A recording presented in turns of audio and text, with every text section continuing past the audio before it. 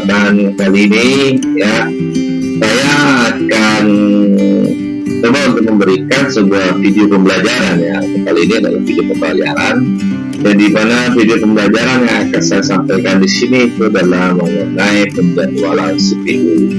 Nah, ini untuk video pembelajaran kali ini berkaitan ke dalam mata kuliah ya, saya mata kuliah sistem operasi. Ya, dalam tema kali ini itu kita akan membahas mengenai penjadwalan CPU. Nah, sebelum saya melanjutkan ke dalam video penjelasan materi di dalam penjelasan penjadwalan CPU, ya bagi teman-teman yang baru bergabung di sini silakan like video kita ya. Jika misalkan yang akan yang menyukainya, ya silakan memberikan komentar di bawah jika misalkan dalam video pembelajaran nanti ada yang ingin kalian tanyakan dan mungkin yang kurang kalian mengerti. Dan jangan lupa ya, satu lagi nih, jangan lupa subscribe-nya. Oke, saya rasa dulu. Yuk mari langsung saja kita ke video pembelajarannya. Check it out.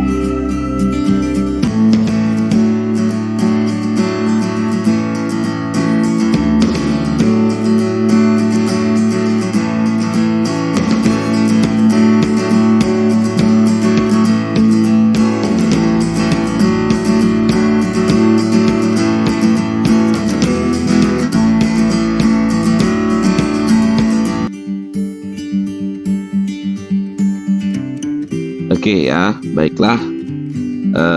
Pada kesempatan kali ini seperti yang sudah saya sampaikan tadi, bahwa untuk pembahasan dalam video pembelajaran kita kali ini kita masuk ke dalam video pembelajaran sistem operasi ya.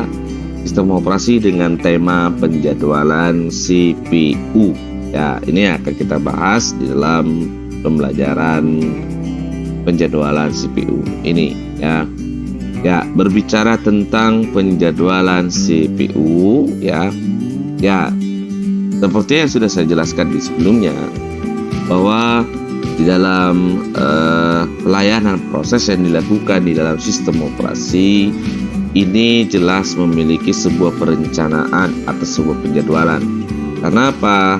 Karena di dalam proses pengelolaan yang dilakukan oleh sistem operasi, di dalam apakah itu dia melayani prosesnya ataupun dia melepaskan resource yang ada di dalam sistem komputer kita, maka di sini sistem operasi akan melakukan penjadwalan.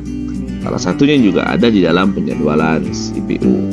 Nah, algoritma penjadwalan di dalam sini tadi ini dengan tujuannya adalah untuk memilih ya dari proses-proses yang berada di memori atau ready to execute dan memberikan jatah CPU ke salah satu proses tersebut. Nah, ini maksudnya adalah dengan ada algoritma penjadwalan yang dilakukan oleh sistem operasi ya terhadap pelayanan prosesnya, ini dengan maksudkan supaya bisa memilih proses mana yang akan dilalui dan akan dilayani terlebih dahulu, sehingga ya bisa memberikan jatah kepada CPU ya untuk melayani proses-proses tersebut, sehingga tidak terjadi rebutan dalam pelayanan proses. Maka dibutuhkan yang namanya penjadwalan CPU. Kapan keputusan untuk algoritma dilakukan tadi? Jika saat suatu proses itu dilakukan switch dari running to waiting, berarti di saat perpindahan proses ya dari status running menuju ke waiting. Dan ada lagi yang kedua, yaitu status running to ready, berarti di saat perpindahan proses dari status running ke ready. Setelah itu ada lagi di saat status proses perpindahan proses dari waiting to ready. Jadi di saat proses itu sedang menunggu ya untuk penyelesaian prosesnya, ini jelas sistem operasi juga akan melakukan yang namanya algoritma penjadwalannya. Nah, dan yang terakhir dengan proses terminates. Apa itu terminates? Ini adalah penyelesaian prosesnya. Itu ya. Ini keputusan yang dimana algoritma penjadwalan yang akan dilakukan oleh sistem operasi terhadap pelayanan prosesnya di dalam penjadwalan CPU. Nah, kemudian ya di sini terlihat ya bahwa di dalam proses tersebut ya dari penjadwalan switch dari status running ke waiting dan menuju ke terminates, ini dia termasuk ke dalam sebuah penjadwalan yang non preemptive. Maksudnya dia tidak akan memprioritaskan apapun di proses yang sedang berjalan pertama. Ya, di sini akan dituntaskan sampai habis sehingga nanti baru dia akan melayani proses kedua dan seterusnya. Nah, yang khususnya untuk nomor tadi proses dari switch perpindahan proses dari status running ke ready, menyadari khususnya status waiting to ready, ini termasuk ke dalam penjadwalannya yang preemptive. Nah, ini seperti yang sudah saya sampaikan tadi ya. Jadi ada yang penjadwalan yang masuk ke dalam preemptive, ada penjadwalan yang masuk ke dalam non preemptive. Oke, tadi sudah dijelaskan. Next, lanjut. Ya, di dalam penjadwalan CPU, ya ini tadi juga sudah dijelaskan. Ya, ini ya, running to waiting time to terminates, ya ini akan masuk ke dalam yang namanya non preemptive. Dan jika misalkan prosesnya masuk ke dalam running to ready stage, ya menuju waiting to ready stage, maka ini masuk ke dalam yang namanya preemptive. Apa sih tujuan dari penjadwalan? Nah, tujuan dari penjadwalan di sini ya pastinya adalah yang pertama fairness. Maksudnya fairness apa? Supaya di dalam pelayanan proses yang dilakukan ya di dalam CPU ataupun dalam sistem operasi tadi ya, ini terdapat pemberlakuan pelayanan yang adil ya untuk semua job atau pekerjaan yang dilakukan dari setiap masing-masing proses, sehingga tidak terjadi rebutan ya saat proses tersebut minta dilayani. Nah, kemudian yang kedua ini memaksimumkan throughput. Apa itu throughput? Throughput di sini adalah sebuah terobosan yang dimana yang dilakukan oleh CPU supaya CPU itu agar tetap terus lebih bekerja dengan maksimal, atau ya supaya si CPU itu terlihat memang luar biasa dalam pekerjaannya, dia terlalu sibuk ya. Nah, dengan hal seperti ini, sehingga dengan ada terjadinya terobosan tersebut, ini akan bisa memaksimalkan penggunaan dari prosesor. Nah, ini tujuan dari penjadwalan. Kemudian supaya tidak terjadi yang namanya waktu tunggu yang besar ya. Dengan ada penjadwalan, ini adalah memperkecil waktu tunggu atau tidak terjadinya overheat. Ya, kalau sudah terjadi overheat, ini sangat berbahaya ya bagi proses-proses yang sedang menunggu ya. Kemudian tujuan yang berikutnya supaya penggunaan resource di dalam sistem operasi kita dan sistem komputernya itu biar seimbang. Nah, jadi supaya tidak terjadi ada yang tidak digunakan, maka dengan ada yang namanya penjadwalan ini ya, setiap masing-masing resource di dalam sistem komputer kita itu bisa tercover ya dengan penjadwalan, sehingga bisa mengetahui penggunaan dari setiap masing-masing resource tersebut. Nah, kemudian tujuan penjadwalan juga tidak terjadi yang namanya penundaan waktu yang tak terhingga ya. Memang ada proses suspend proses di dalam pelayanan proses, akan tetapi jika misalkan suspend proses tersebut itu tidak terjadi, kapan waktu kembalinya berjalan proses tersebut, nah ini jelas akan mengganggu nantinya proses-proses yang lain. Makanya itu dengan ada penjadwalan supaya tidak terjadinya penundaan waktu yang tak terhingga tadi. Ini tadi ya kan, supaya bisa mendeteksi ya kegiatan yang dilakukan sumber daya atau resource di dalam sistem komputer kita. Nah, dengan ada penjadwalan ya, ini sangat gampang bagi sistem operasi untuk mendeteksi kira-kira penjadwalan tersebut yang mana yang sedang berlangsung, yang sedang dilayani. Ini ya tujuan dari yang namanya CPU. Ya, komponen yang terlibat khususnya di dalam penjadwalan CPU ini adalah dispatcher. Ya, apa itu dispatcher? Ya, pasti teman-teman di sana sangat bertanya, apa sih dispatcher itu? Maka di sini jelaskan bahwa dispatcher ini merupakan suatu modul ya yang memberikan kontrol CPU kepada proses yang sedang berjalan, yang sedang terjadwal. Itu yang dikatakan dengan yang namanya dispatcher, ya. Fungsinya apa? Ini adalah sebagai context switching. Nah, maksudnya berarti sebagai konteks untuk melakukan perpindahan proses. Nah, ini yang dimana fungsi dari yang namanya dispatcher, ya. Ada yang dimana di dalam dispatcher ini, ya, kategori masuk ke dalam dispatcher latency, ya. Dispatcher latency di sini waktu yang dibutuhkan untuk menghentikan suatu proses dan menjalankan proses lain. Nah, itu, ya, dia masuk ke kategori yang namanya dispatcher latency. Oke. Nah, ada beberapa kriteria penjadwalan. Jadi dikatakan penjadwalan yang baik dan tidak itu seperti apa? Ini dia kriteria penjadwalan yang dikatakan baik atau tidaknya. Ini pasti salah satunya masuk ke dalam yang namanya tujuan tadi, ya kan, ya. Yang pastinya, ya, penjadwalan itu dikatakan penjadwalan baik jika yang pertama adalah fairness, ya. Kedua adalah CPU utilization, berarti apa? CPU atau prosesor itu selalu bekerja, ya, tidak ada berhenti, ya, itulah tugasnya CPU. Yang ketiga throughput, nih karena dia ini masuk ke dalam CPU utilization, ya, maka banyak terobosan yang akan dilakukan. Jadi penjadwalan, ya, kriteria penjadwalan yang baik. Yang keempat, memiliki turnaround time yang kecil. Ya, berarti di sini, ya, di saat, ya, lama tanggap dari proses itu dilayani, nah ini cepat, ya kan, berarti dia tidak memiliki respon time yang cukup lama, ya, cukup panjang. Nah, sehingga mendapatkan sebuah rata-rata lama tanggap tadi cukup pendek, ya kan. Nah, ini masuk ke dalam kriteria penjadwalan. Oke.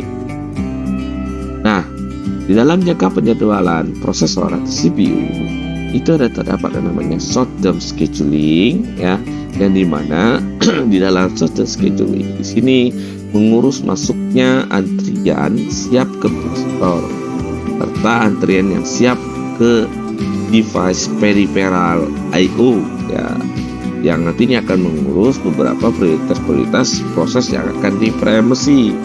Nah, ini akan masuk ke dalam yang namanya penjadwalan prosesor yang short term scheduling. Nah, kemudian yang kedua ada yang namanya medium term scheduling, yang mengurus terhadap proses yang dikeluarkan dari prosesor yang belum rampung. Jadi jika misalkan ada, ya, sebuah proses yang belum rampung yang dijadwalkan, maka ini akan masuk ke dalam penjadwalan yang short medium term scheduling. Ya, yang ketiga ada yang long term scheduling. Berarti ini penjadwalan yang memiliki jangka panjang, ya, waktu yang cukup panjang. Mengurus masuknya pekerjaan baru berupa penentuan pekerjaan baru yang mana yang boleh diterima dalam pekerjaan atau tugas, ya, dan yang diubah menjadi sebuah proses.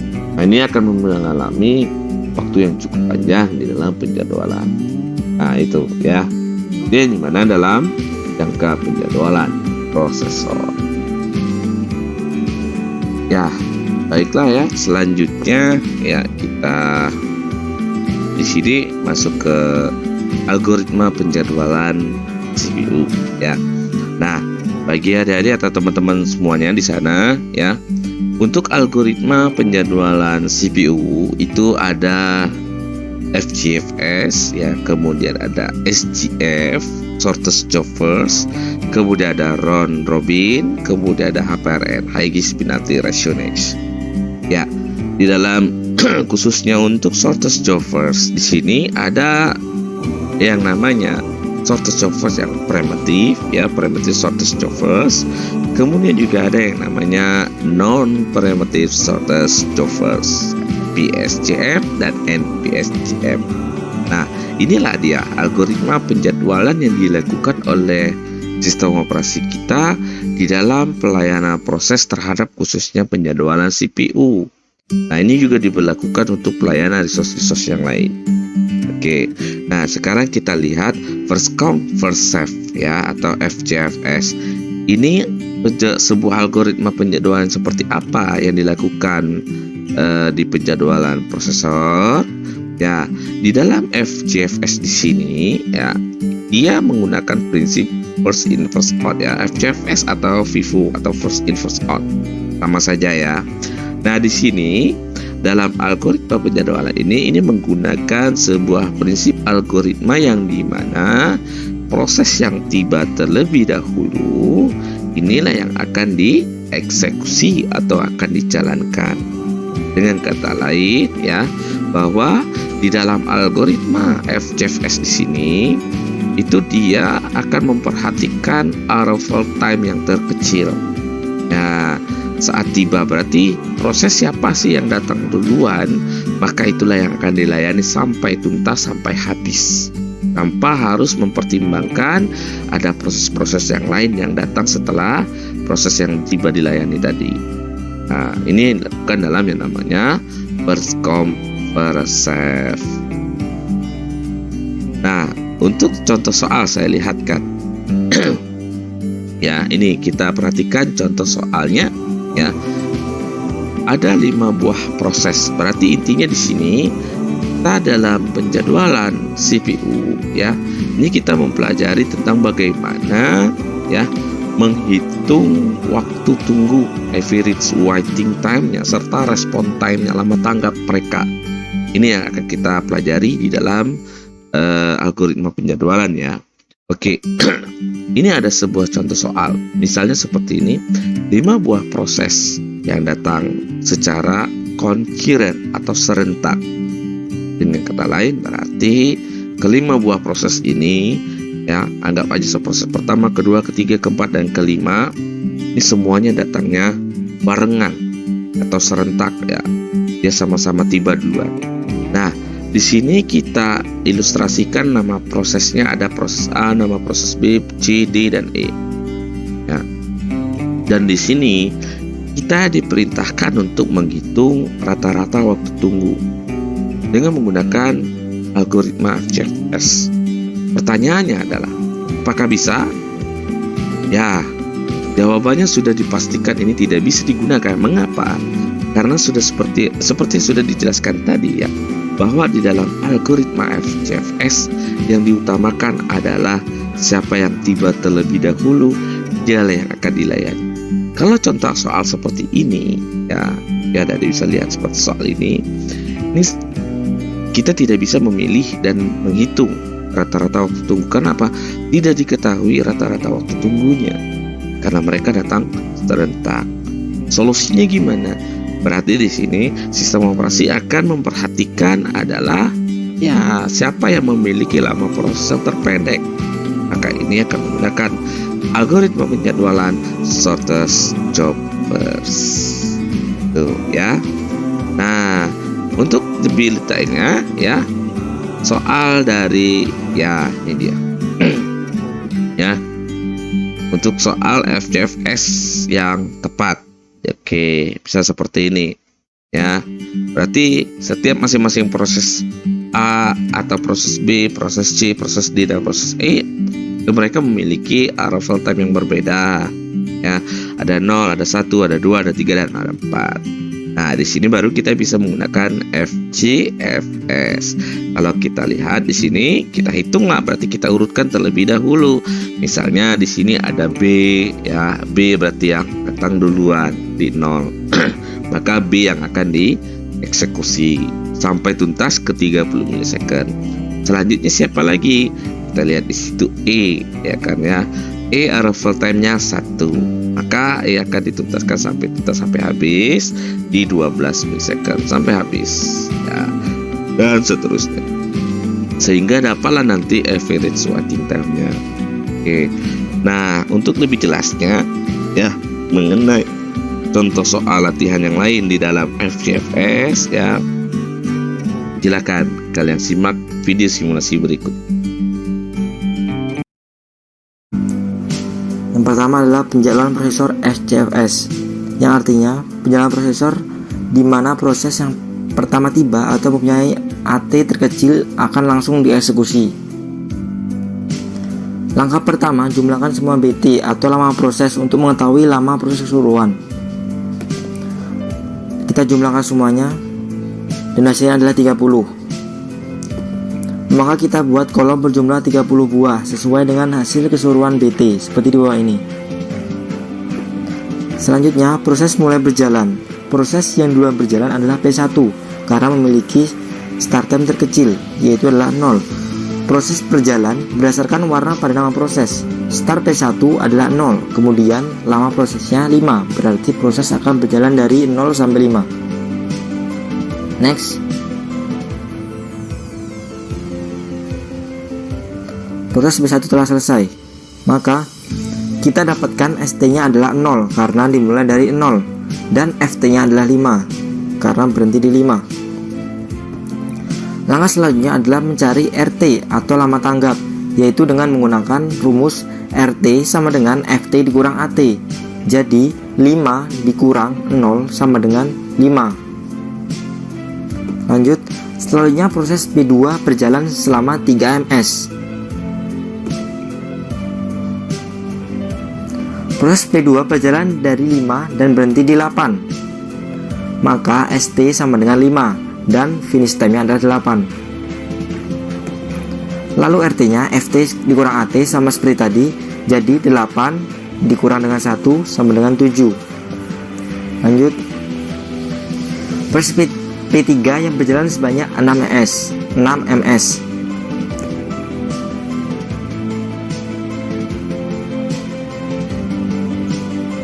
Nah, proses P3 telah selesai, dimulai dari 8 dan berakhir di 14. ST 8, FT 14, dan RT-nya 14 dikurang dengan 2 sama dengan 12. Selanjutnya adalah proses P4 berjalan sebanyak 1 ms saja.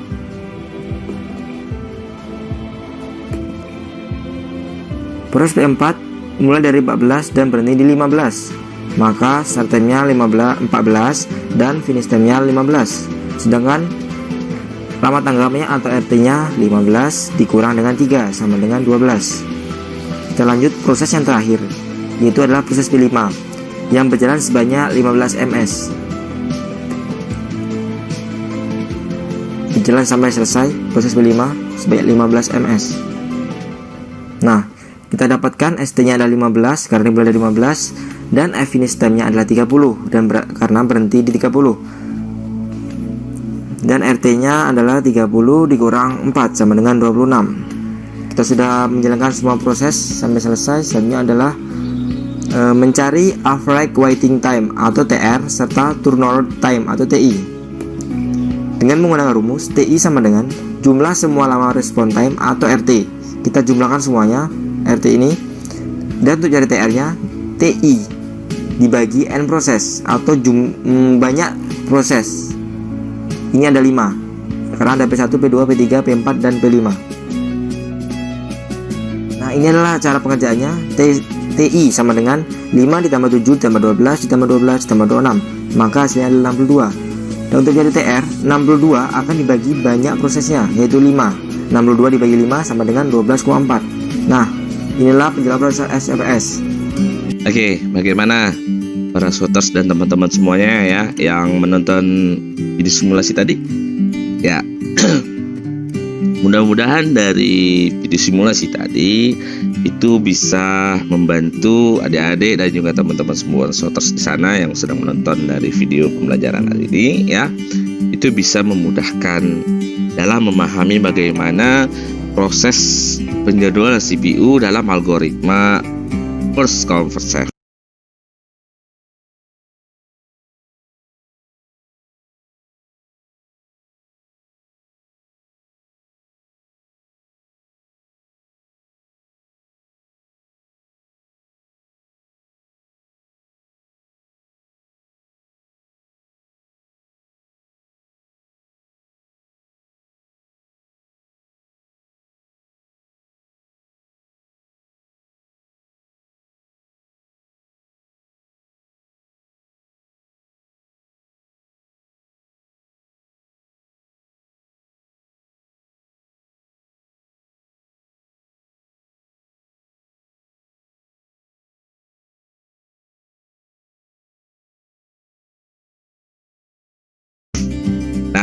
pastinya kita bisa ngelihat ya dari video pembelajaran dari video simulasi tadi ya, untuk algoritma FCFS ya itu pasti memiliki sebuah kelemahan ya. Kelemahan sangat terlihat jelas sekali di dalam FCFS. Karena apa? Karena dalam algoritma ini mendahulukan siapa yang datang duluan tanpa menghiraukan berapa panjang proses yang dilayani. Nah, ini di sini untuk proses yang pertama datang itu iya kalau misalnya burst time-nya kecil. Kalau burst time-nya pendek, kalau burst time-nya kecil sih tidak ada masalah. Tapi jika jika misalnya burst time-nya itu mengalami panjang waktu tunggu yang panjang sekali ya, sehingga proses-proses yang lainnya itu akan mengantri yang cukup lama.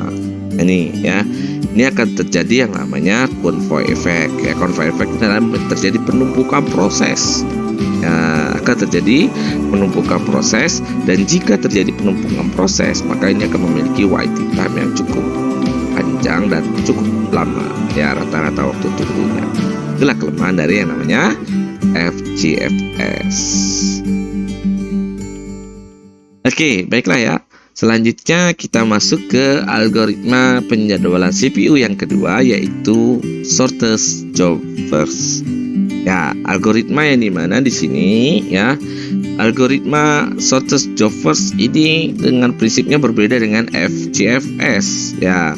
Prinsip yang dilakukan dalam algoritma SJF shortest job first ini adalah algoritma dengan mengutamakan lama proses yang terpendek atau terkecil itu yang akan didahulukan. Berarti dia memperhatikan burst time-nya ya.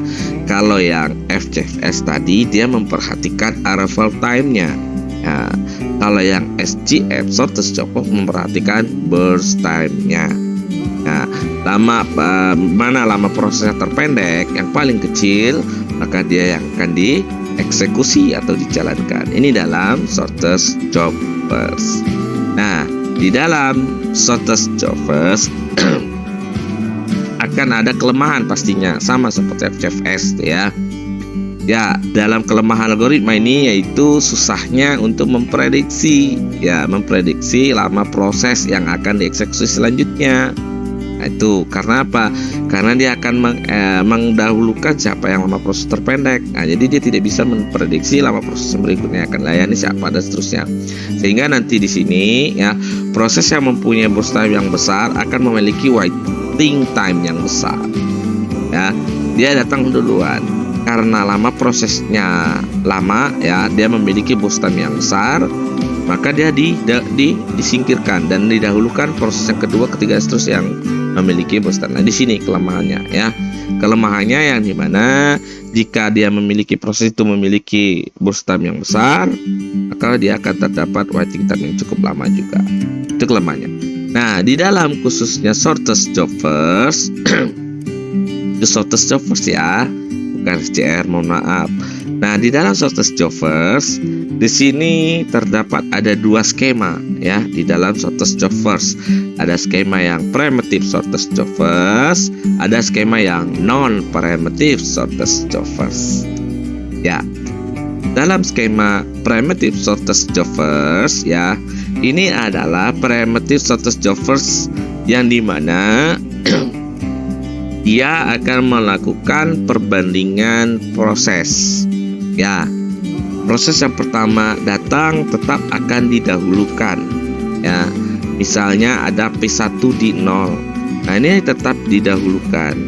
Nah, di saat P1 di 0 jalan, kemudian 1 milisecond ada lagi P2. Nah, maka di sini sisa proses yang dijalankan dari P1 tadi itu akan dibandingkan dengan dengan proses yang kedua yang baru datang tadi. Nah, mana yang memiliki lama proses terpendek, maka ini akan diprioritaskan. Nah, dia akan melakukan yang namanya preemptive atau preempsi. Ada interrupt yang dilakukan dalam skema primitive shortest job di sini. Primitive shortest job first ini biasanya sering disebut dengan shortest remaining time first scheduling. Berarti dia mendahulukan perbandingan proses ya. Mana yang lama proses terpendek dia akan didahulukan.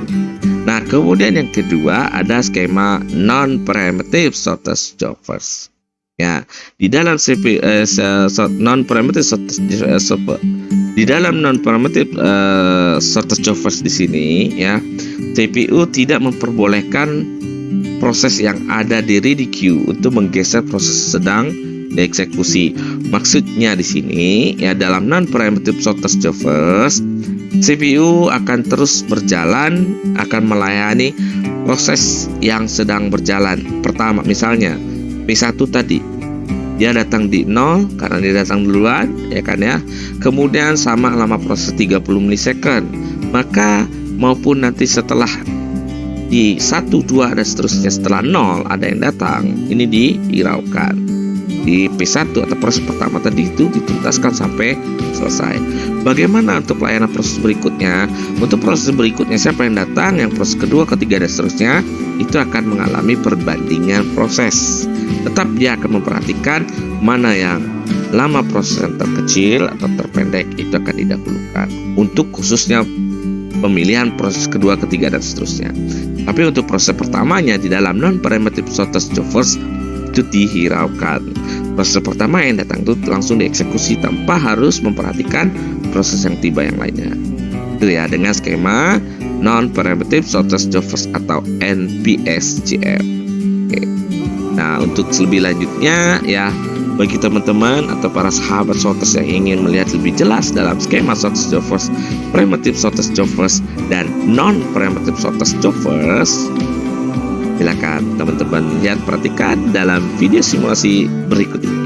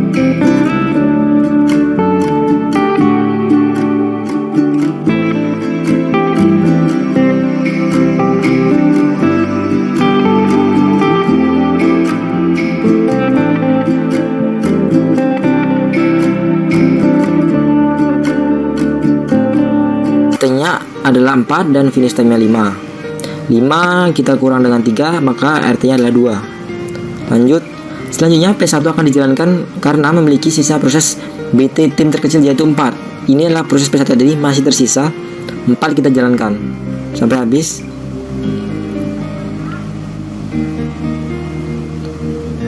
Nah, P1 sudah selesai, kemudian kita cari ST dan FT-nya. Ini perlu diperhatikan untuk mencari ST dan FT-nya. bukan dari sini, tapi kita dari awal perbandingan tadi, yaitu jumlah dari 0 dan berakhir di 9. Lanjut. Nah, untuk mencari kemudian kita cari RT-nya 9 dikurang 0 sama dengan 9. Selesailah proses P1. Kemudian P3 akan dijalankan karena memiliki sisa proses terkecil yaitu 6. Ini P3 kita jalankan sampai habis.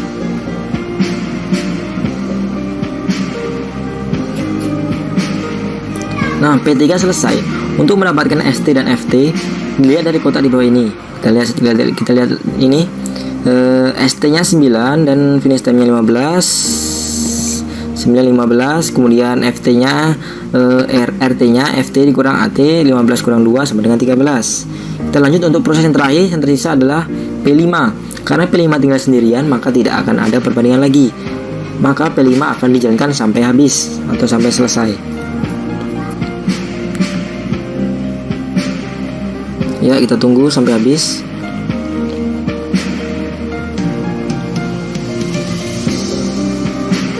Nah, P5 sudah selesai. Untuk mendapatkan ST dan FT-nya sama seperti tadi, dimulai dari 15 dan berhenti di 30. Maka ST-nya 15 dan FT-nya 30.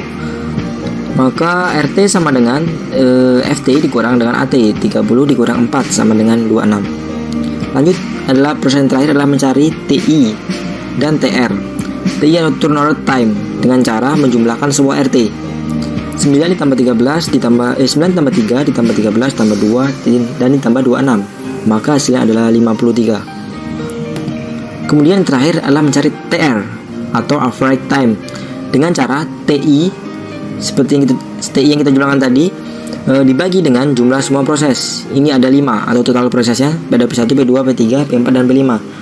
TR yang tadi 53 dibagi dengan jumlah prosesnya ada 5. 53 dibagi 5 sama dengan 10,6. Nah, itulah akhir dari penjelasan prosesor PSJF. Baiklah, kita lanjutkan penjelasan prosesor yang ketiga, yaitu adalah NPSJF, Non Preemptive Shortest Job First, yang artinya antrian dengan prioritas tanpa preempsi. Yang menjadi prioritas adalah proses yang terpendek atau tersingkat. Makin pendek proses, makin tinggi prioritasnya. Next. Langkah pertama, seperti biasa kita jumlahkan dulu BT-nya. Seperti tadi, BT-nya berjumlah 30. Nah, kita buat tabel perbandingan juga. Karena adalah NPSJF melakukan perbandingan, P1 akan melakukan proses yang pertama kali dikarenakan memiliki arrival time terkecil. Ini arrival time-nya. Next, kita jalankan sampai habis P1. Nah, ketika P1 selesai, kita cari dulu ST dan FT-nya. ST-nya adalah 0, kalau dimulai dari 0, dan FT-nya adalah 5.